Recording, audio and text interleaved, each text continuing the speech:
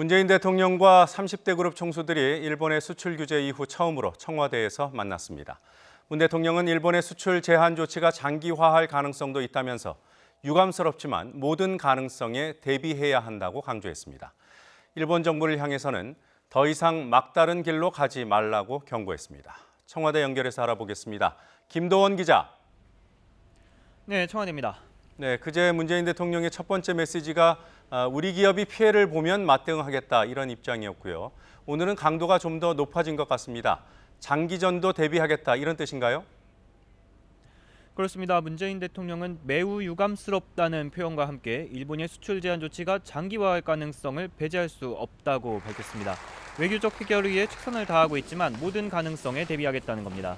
문 대통령이 사태 장기화 가능성을 언급한 건 이번이 처음입니다.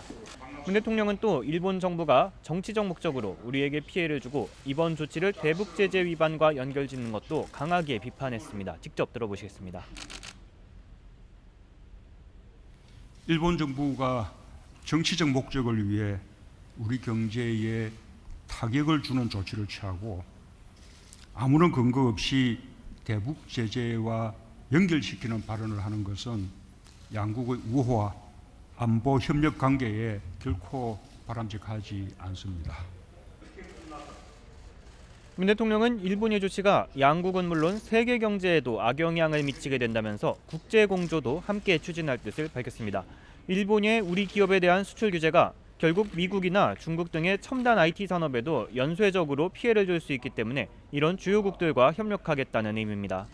문 대통령은 또 일본 정부가 더 이상 막다른 길로 가지 않길 바란다며 우리의 해결 노력에 일본이 화답할 것을 촉구했습니다.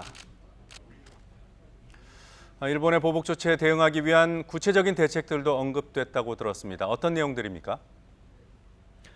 네, 문 대통령은 그제 언급했던 민관 비상 대응 체제에 대해 보다 구체적으로 설명했습니다.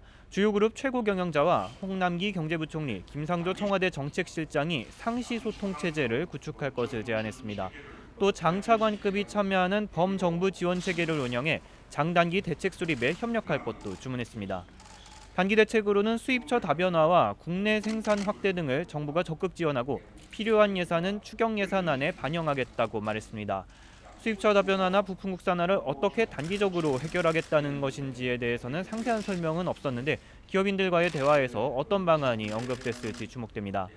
또 주력 산업의 핵심 기술과 부품, 소재, 장비 국산화를 근본 대책으로 거론했습니다. 특정 국가에 의존하는 산업 구조를 반드시 개선해야 한다면서 관련 예산을 크게 늘리고 세제와 금융 지원 등 가용 자원을 총동원하겠다는 방침입니다.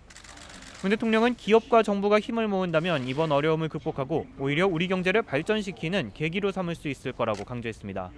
오늘 간담회에는 삼성, 현대차, SK, LG, 롯데 등 5대 그룹을 포함해 자산 10조 원 이상 대기업 지단 30곳의 총수들과 경제단체장 4명이 참석했습니다.